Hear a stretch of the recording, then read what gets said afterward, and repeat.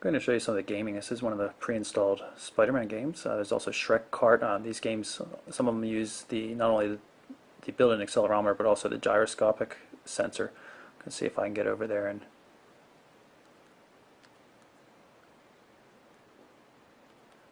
beat the heck out of these guys.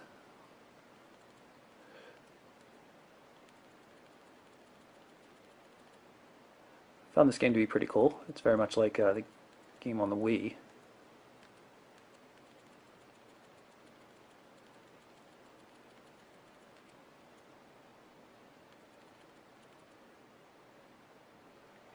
You can find other similar games by going to the Tegra Zone. These are all games that are meant to take advantage of the dual core nature of the 1 gigahertz processor that's loaded into the Optimus 2X. You can see some of the games that are available.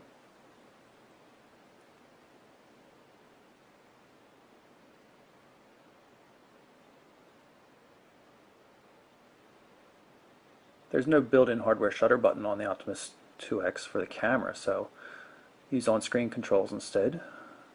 Press down the on-screen shutter to get focus, recompose a bit, and then let go to take the photo. You can delete it at that time if I don't want it. Switch to video mode. Now that was an 8 megapixel still photo. I'll show you some of the settings here. You can see we're now in full HD, 1920 by it should be 1080, not 1088, to the best of my knowledge.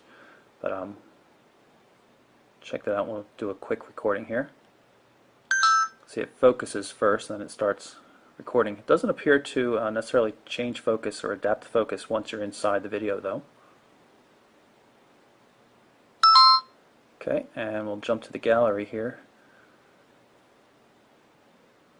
so we can play the video.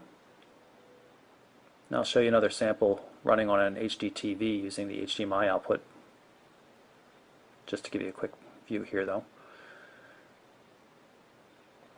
Gallery, just like you would expect. Some videos from pictures from in New York where I was for the weekend. Macro mode for a sugar packet. Go back to still mode, and again you can see the settings. 8 megapixel. Right now it's in auto mode for focus. There's some scenes as well. Set the ISO. Image stabilization's on. Doesn't appear to do too much in my experience.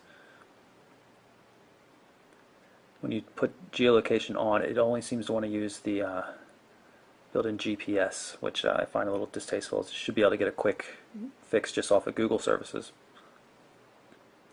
There is a forward-facing camera for video chatting and stuff like that, but it also comes with an application just called Mirror. Quick demonstration of how it works. And there you see me, right behind the camera. You can actually snap a photo right there and save that. It's a 1.3 megapixel camera. Don't I look lovely? So here I have the Optimus 2X attached to 42-inch HD TV. You can see when it's in portrait mode, you only see a small section of the television covered.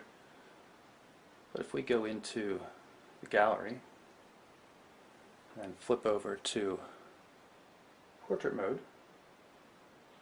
you can see some of the things in full screen.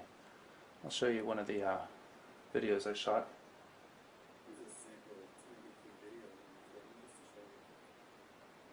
Quality's not bad, but it certainly doesn't look like a high quality 1080p video to me.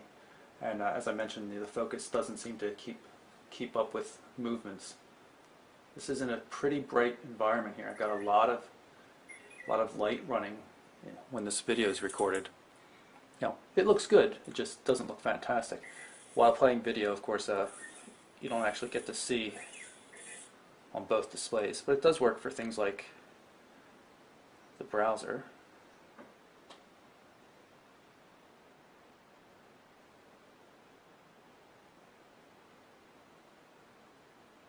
Of course, nice 42-inch ad.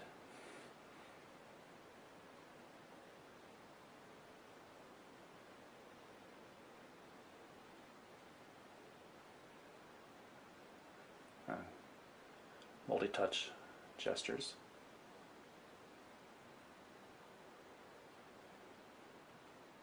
Double tap for intelligent zooming. Here's the weather clock widget. Swipe gesture to move back and forth between different locations. Go through, look at some of the other widgets, standard Google stuff here. Social networking, you can set your status with this one, access to Facebook and Twitter through this widget. Now the odd thing is, as you can see here, it says not logged in. I've been logged in multiple times. It seems to not keep the login information, so you have to log in repeatedly. I'm not sure why that is. So I've re-logged in order to show you how the widget works. Tap on this one for my friend Phil.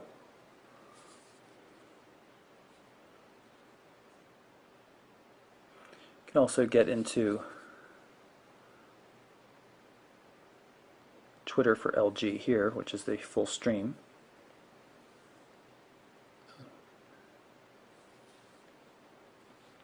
You'll notice the little message here says 26 directed messages. That'll give you access to mentions and direct messages.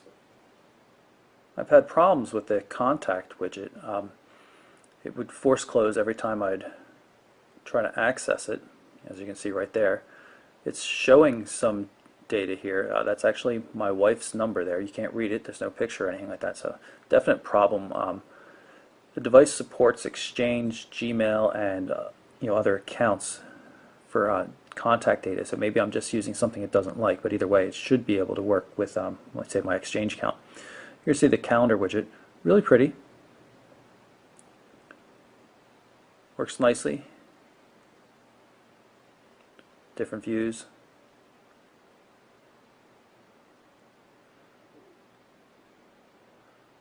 Like how you get a little preview just by tapping on it in the month view. And of course the agenda view. Take a quick look at the music app. Really quite nice. Well organized.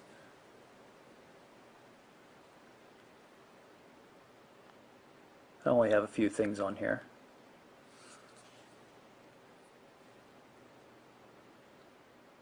Organized any way you want. Albums seems to be the nicest view. Let's go in here and we'll pick a track.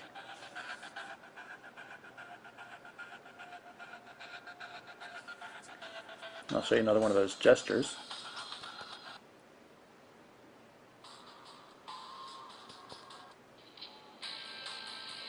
Pretty cool. Of course, we go back to the home screen. See the image of the album.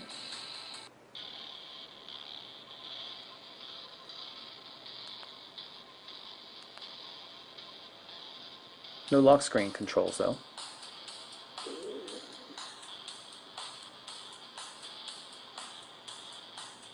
You might have noticed the F-Secure application. It's a pre-installed virus scanner. Checks the SD card whenever you insert a new card, scans applications that are downloaded from the Android market, everything like that, to make sure they're okay. Speaking of the Android market, this is the new version of the market.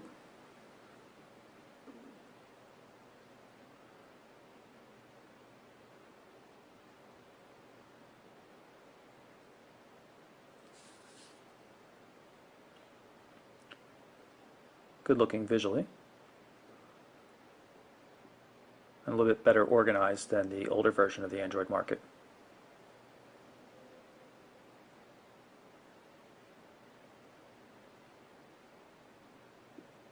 To install, you just tap on the price, or in this case it says free. You have to accept the permissions, what it's going to be able to have access to, and tap there to install it. Go back to the home screen, you'll see the download notification. Now it's actually downloaded and it's installing it. It'll be done in a second. Just tap there to load the application. This is Qualcomm's NeoCore graphics benchmarking system. Just to give you an idea, comparison, this device scores about a 75.5 frames per second. My Nexus S with a single core processor scores about 55.5. So Not quite a 50% increase in terms of this particular benchmark in performance, but still pretty good. LinPack is another common benchmark, and I'll just run that quickly so you can get a feel for it, since it comes back so quickly. In general, I found the performance of the Optimus 2X to be very good, but from a day-to-day usage view, doesn't really seem that much faster than the Google Nexus S with its single-core 1 GHz processor. Really, the only place I've noticed it is in the benchmarks. Now, of course, some of these games that I've been playing, like Spider-Man and Shrek Kart and stuff, maybe they wouldn't work as well on a single-core processor, but I don't really know that for a fact at this point. Either way, performance has been pretty good.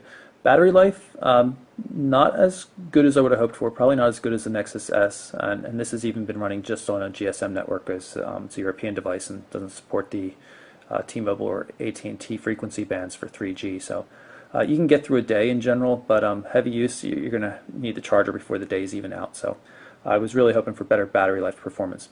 But overall, I really like the device. I love the design. I think it's a really good-looking phone without looking like a, just a generic black slab. Display is very bright. Turn that up even further. It's really good-looking, colorful, and the phone's responsive. And I love what LG's done with the main menu and the home screens and things like that. Some of the widgets aren't so fantastic that LG provides, but still much better than what you get from a stock Android experience. This is, of course, running Android Froyo 2.2, so LG has said that it will be capable of running Gingerbread. They haven't actually promised that Gingerbread will be available as an update, though. In any case, that's the LG Optimus 2X. I'm Michael Orrell for MobileBurn.com.